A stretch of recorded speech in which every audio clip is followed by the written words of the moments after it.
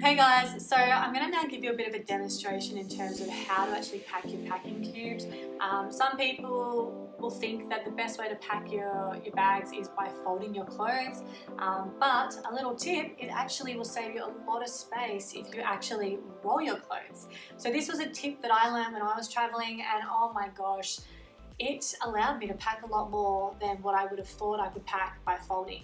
And the reason is that when you roll your clothes, you're actually compressing the air in the piece of clothing as you go.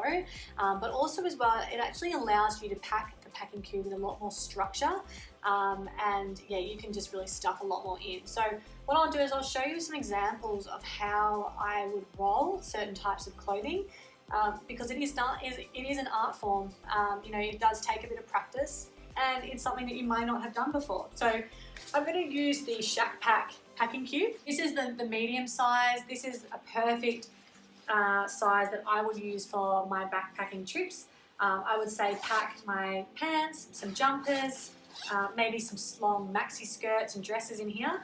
But let's show you guys how it's done. So first things first, you want to lay your jumper flat on the floor. You can either face it towards you or you can face it away from you. Actually, I think I'm going to switch it around actually. So I like to face it away from me, and that's because it's easy to cross. You start by crossing the arms over to the corners, and you want to make sure that it's pretty even throughout the garment, because what's going to happen as you roll, you don't want to have it where it's really thin in the middle and then really thick on the ends. So from here, I'm going to then do a fold in.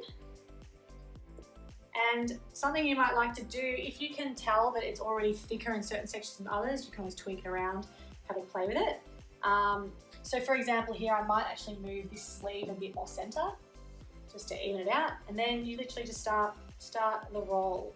And the best way is to sort of come into yourself first, and then you can start rolling it here.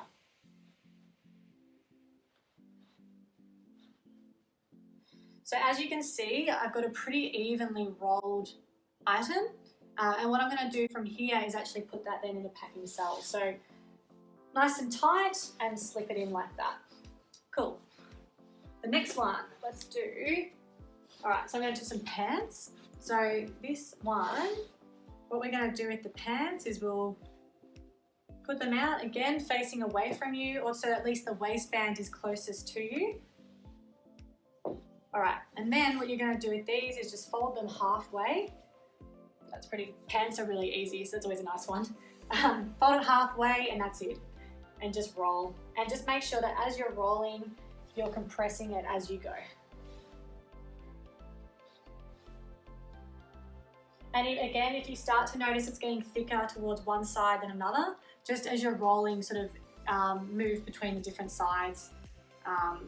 So it should create something like that. Cool. All right, so that's in the box. And now I'm going to do, now I'm going to do a t-shirt. So again, face it away from you. You want to tuck, fold it in about a third of the way, fold it in again, the other side a third of the way. Make sure the sleeves are facing inwards. Then as you fold, tuck the neck piece into the center and then gradually roll your item of clothing down. Cool, like this. Beautiful. So once you've done that, this is still incomplete at the moment, but you'll have a really nicely compact and organized packing cell.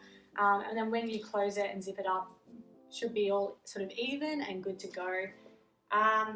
The benefit of rolling versus folding is just you save a lot more space because you're able to fit in a lot more in there. Another advantage as well is that it tends to crinkle your clothes less compared to when you fold them. So if you've got items that tend to crease really easily, try rolling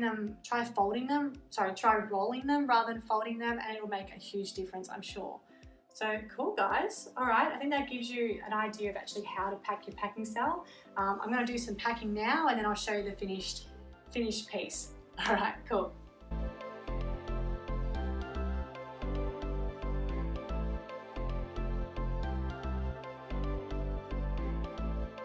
Okay guys, so I've now packed my packing cube, if you can see it here. So it's not perfect, but it gives you guys a really great idea in terms of how the finished product looks. So once you're there, make sure that it will close, and you don't want to stuff it too full that it's never going to close, otherwise you just end up breaking your zips, and that's not fun for anyone. So finished product looks something like this. It should be squishable still, so you can sort of squish it and compact it in your bag, but solid enough that there's not extra room that you're not taking advantage of when you're packing. But yeah, again, there you go guys, finished product.